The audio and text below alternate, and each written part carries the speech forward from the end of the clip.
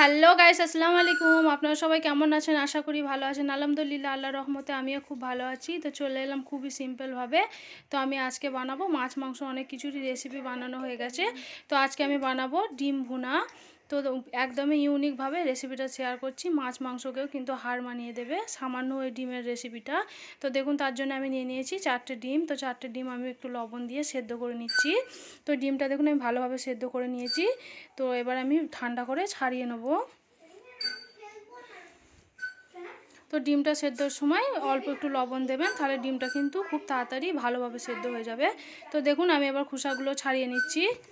খোসাটা ভালোভাবে ছাড়িয়ে নিয়ে আমি একটু চিড়া দিয়ে নিয়েছি।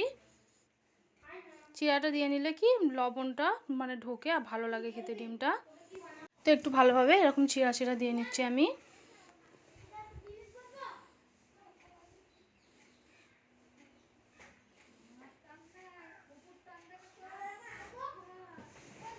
তো এবার আমি একটু লবণ আর একটু হলুদ আমি মাখিয়ে রেখে দেবো।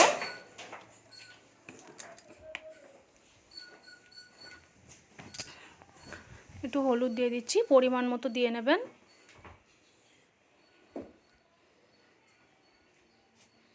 তো এবার আমি একটা কড়া বসিয়ে তেলটা ভালোভাবে গরম করে তারপরে দিয়ে দিচ্ছি আমি এখানে একটু লঙ্কা গুঁড়ো দিয়ে ডিমটা ভাজলে খেতে কিন্তু খুবই সুন্দর লাগে। তো দেখুন আমি এবার ভালোভাবে ভেজে নেবো উল্টে পাল্টে।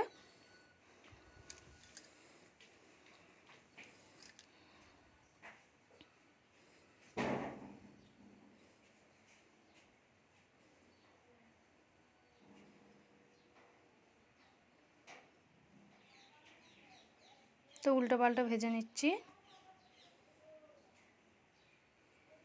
এরকম করে ভেজে নিতে হবে, খুব বেশি লাল করে ভাজবেন না, তাহলে কিন্তু ডিমটা শক্ত হয়ে যাবে আর খেতে ভালো লাগবে না। তো দেখিয়ে দিচ্ছি দেখুন কিরম পজিশানে ডিমটা ভাজতে হবে। তো কড়াতেই আমি আরেকটু তেল দিয়ে দিচ্ছি।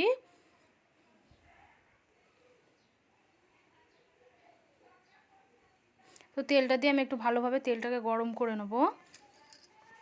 তারপর ফোড়নের জন্য দিয়ে দিচ্ছি আমি এখানে তেজপাতা আর দিয়ে দেবো 2টো চিরা কাঁচা লঙ্কা দিয়ে ভালোভাবে একটু ভেজে নেবো আমি। তো ভালোভাবে দেখুন ভেজে নিয়েছি। তারপর দিয়ে দেবো পেঁয়াজ কুচি।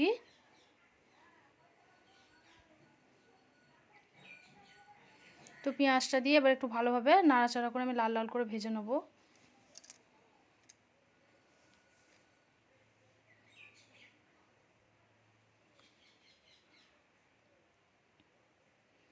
তো আমি একটু লাল করে ভেজে নিয়েছি পেঁয়াজটা, দেখুন এরকম বেরেস্তা করে ভেজে নিতে হবে।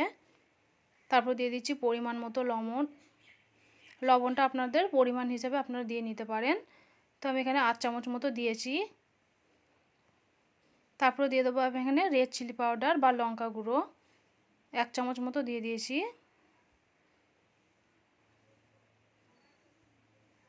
তারপরে একটুখানি আমি এখানে পানি অ্যাড করছি, কারণ মশলাটা যাতে না পুড়ে যায় তার জন্য আমি সব সময় লঙ্কাটা দিয়ে একটু পানি অ্যাড করি, দিয়ে ভালোভাবে কষিয়ে নিই, এতে কালারটা খুবই সুন্দর আসে। তারপর দিয়ে দিচ্ছি আমি এখানে 8 চামচ মতো কাশ্মীরি লঙ্কা গুঁড়ো, দিয়ে ভালোভাবে একটু কষিয়ে নিচ্ছি।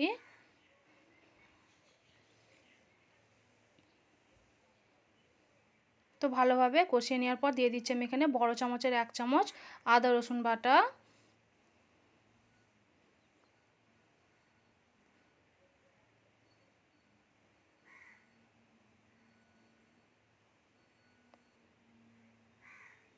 ভালোভাবে কষিয়ে নেওয়ার পর আমি এখানে এবার মশলা অ্যাড করব। তো 1 চামচ দিয়ে দিচ্ছি, বড় চামচের 1 চামচ দিয়ে দিচ্ছি জিরে গুঁড়ো।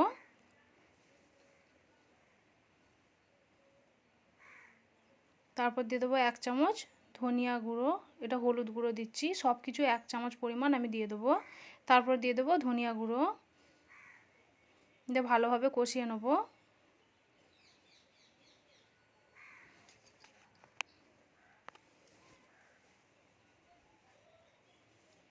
তো ভালোভাবে কষিয়ে নেওয়ার পর আমি এখানে অল্প একটু পানি অ্যাড করছি, মশলাটা ভালোভাবে আর একটু কষিয়ে নেবো, যতক্ষণ না তেল ছেড়ে আসছে ততক্ষণ আমি একটু কষিয়ে নেবো ভালোভাবে।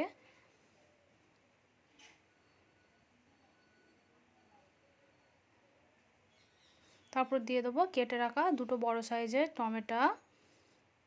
তো আপনারা যেরকম গ্রেভি খেতে পছন্দ করেন সেরকম হিসেবে কম বেশি করে দিয়ে নিতে পারেন।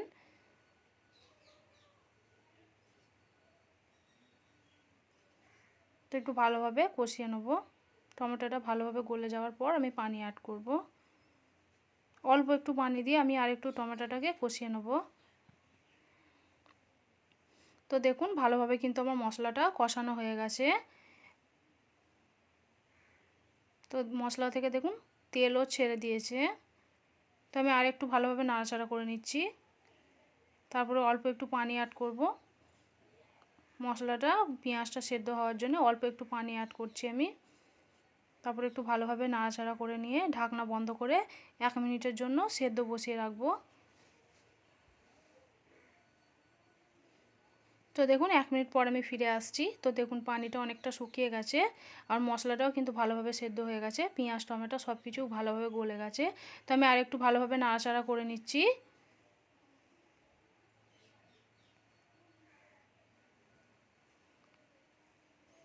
তো একটু ভালোভাবে আমি নাড়াচাড়া ভালোভাবে কষিয়ে নিতে হবে। যতক্ষণ না একদম মিহি হয়ে যাচ্ছে না ততক্ষণ ভালোভাবে কষিয়ে নিতে হবে। তারপরে অল্প একটু পানি অ্যাড করে দিচ্ছি আমি। তো আপনারা যেরকম ঝোল খেতে পছন্দ করেন সেরকম হিসেবে দিয়ে নিতে। আমি এটা একদমই মাখা মাখা টাইপের করব, তাই খুব বেশি পানি আমি কিন্তু এখানে অ্যাড করব না। তো দেখি বুঝতে পারছেন খুব বেশি পানি আমি কিন্তু অ্যাড করিনি। তো এবার দিয়ে দেবো ভেজে রাখা ডিমগুলো।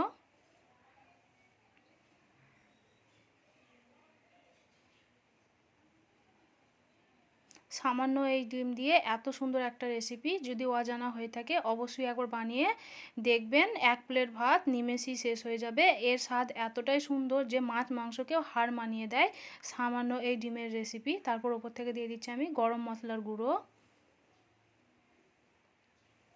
তো একটু ভালোভাবে নাড়াচাড়া করে নিচ্ছি।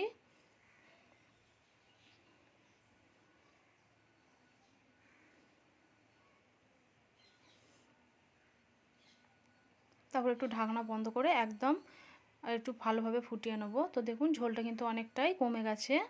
তো আমি আরেকটু পরিমাণে কমিয়ে একদম শুকনো শুকনো টাইপের বানিয়ে নেব। যেহেতু এটা ভুনা, আমি এটা রেসিপিটা বানাচ্ছি ডিম ভুনা, তাই খুব বেশি ঝোল রাখলে কিন্তু এটা ভালো লাগবে না খেতে। একদম একটু শুকনো শুকনো টাইপের রেসিপিটা বানিয়ে নিতে হবে। তারপর ওপর থেকে দিয়ে দিচ্ছি আমি ধনিয়া পাতা কুচি।